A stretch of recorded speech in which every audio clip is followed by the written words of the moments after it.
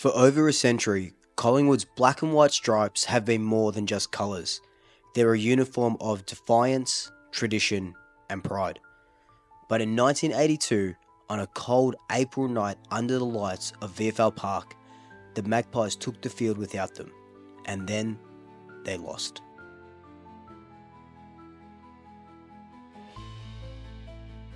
The Escort Cup, officially known as the AFC Night Series, was a national nighttime football competition that ran alongside the VFL season, especially prominent in the late 70s and early 80s. Sponsored by cigarette companies like Escort and played under lights, it featured VFL clubs as well as top teams from the Sample, Waffle and sometimes state representative sides. The format varied year to year, but it gave fans a rare chance to see interstate clashes before the AFL era. For some clubs, it was just about prize money. For others, a chance to blood young players or grab silverware outside the main season. Sydney famously won the 1982 edition, their first trophy after relocating from South Melbourne. But along the way, one match stood out for all the wrong reasons, when Collingwood faced Waffle Club Swan Districts and were forced to wear an alternate strip. The Victorian Football League's headquarters and showpiece at VFL Park Waverley is 12 years old in 1982. The cow paddock that grew into the finest stadium in the land took 8 years to build. He's going to play the free kick and then set play on. It comes to Dunn. He finds Rioli unmarked. Has time to get on that famous left boot. And unmarked on the centre of the ground is Welsh. Collingwood entered the 1982 Escort Cup under a cloud. A disastrous start to their VFL campaign, a long injury list, Coach Tom Hafey was under pressure, and the club was in turmoil despite runners-up in the grand final the previous year. In a worse year, everything that happened has just been wrong, and unfortunately, we just can't seem to get a win. We've run sides pretty close without getting a win, which is terribly needed. Up by True, coming into his own as a ruck rover. That's holding the ball, and that goes against him, says Ross Kate. They were drawn against Swan Districts, a black and white striped club from the Waffle. Like a bullfighter with the ball going clean through him then. That wasn't too fancy on the feet, Phil Lamb.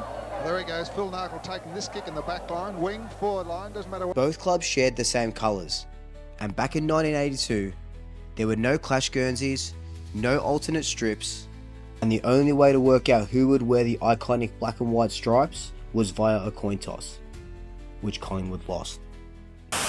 Live around Australia on the 7 Network.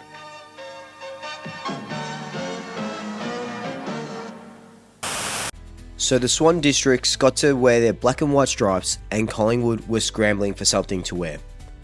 The organisers offered Collingwood a red promotional guernsey to wear with sponsors slapped over them. Collingwood refused. Red was the enemy's colour. Instead, they designed something completely different and foreign. A white guernsey with a bold black V across the chest. Paired with their usual hoop socks and white shorts, it looked nothing like the Magpies. Satori, I would say, judging by the way he's played so far in the match. It's a free kick to Collingwood to be taken by Taylor. Taylor to half forward. Davis was the flyer for the Magpies. Coming out of it is Tony Shaw, flicks the hand pass back, gets it over to Davis. Davis up towards the full. At the time, The Age described it perfectly. They said, for the first time in modern memory, Collingwood played in a foreign guernsey. The umpire has decided to ball it up about 35 metres out from the goal. Not a bad crowd tonight for the match. Even Collingwood great Lou Richards, who was commentating the game at the time with Bob Skilton, said, "I don't know about you, but they all look pretty fat to me, Collingwood." Then, future 1990 Premiership skipper Tony Shaw would later say with a smile, "White's no good unless you've got a good body shape." Towards the centre wing position, only to see Bill Pickett in the road. Look at Billy holding up the umpire. So how about For a club that never changed their stripes and were adamant to never not wear their stripes, this was a seismic shift. Additions like the magnificent Superboard have been added almost annually since that opening game in 1970 between Geelong and Fitzroy. What an amazing sight here. Collingwood's history in the Escort Cup, or Night Series, is more than just that one game in 1982. In fact, the Magpies had early success. In 1979, they became the inaugural Escort Cup champions, defeating Hawthorn by 4 points in a hard-fought final. It was a rare piece of silverware during an era defined by near misses. The win came at a time when the Magpies were hungry for redemption after grand final heartbreak in 1977 and 1978. And while it wasn't a premiership, lifting that cup under the lights at VFL Park gave the club and its fans a much needed moment of joy. Packed, Peter, and of course the crowd of 37,000 people, I'd say that at least 30,000 would have been Collingwood supporters. In the years that followed, Collingwood's Escort Cup form fluctuated. A semi-final appearance in 1980, early exits in other years, but the competition always had an edge. A proving ground for young players, a chance for glory in the shadows of the main season. Which is why, in 1982, expectations were still high, until history took an unexpected turn. Daytime or nighttime, it's always the right time to light up a fight of the best of them all. Who flicks it out? The Ted Whitten flick pass of old. That one, it's a push in the back, says umpire. VFL Park, April 20, 1982. Collingwood entered the round of 16 in the Escort Cup against the Swan Districts. Despite being the 1981 VFL Grand Finalists, the Magpies were grappling with a challenging season, marked by a string of injuries that sidelined key players. Notably absent were captain Peter Moore, renowned for his dominance in the ruck, and dynamic forward Renee Kink. Their absence left significant gaps in both leadership and on-field strategy. Towards the boundary line it comes. Miles tries to kick it off the ground, not very successful.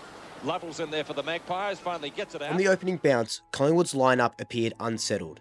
Swan Districts capitalised swiftly, with 17-year-old Peter Sartori making a remarkable impact by outmarking veteran defender Ian Cooper twice to score early goals. Probably a little bit closer to goal than that.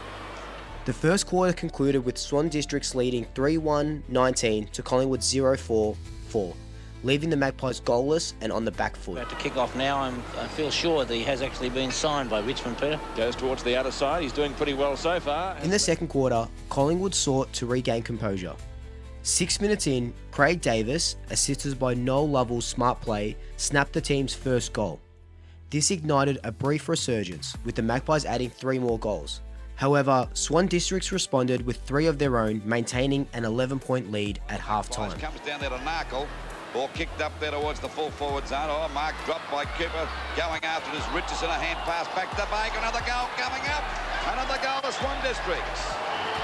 Oh, are they making it hot for me? On the scene now. Got a quick hand pass across to Baker. And good teamwork on that occasion. Easy mark dropped by Cooper that time, and let Richardson in for the break. Over to Baker, and a very easy goal. So they're 4 goals. During the halftime break, coach Tom Hafey delivered a fervent address, criticising the team's lackluster performance. In response, strategic adjustments were made, including moving defender Peter McCormack to the forward line, a move that paid absolute dividends as McCormack went on to score 4 goals, surpassing his previous best in VFL matches.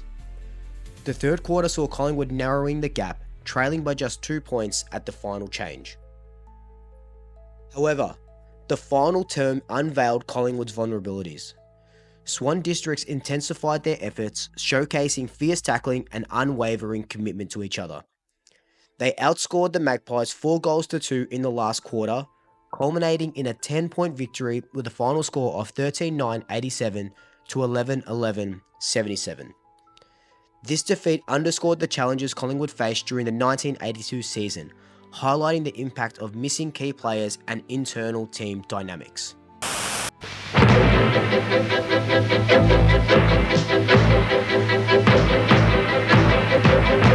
It's about 35 metres around from the Collingwood goal.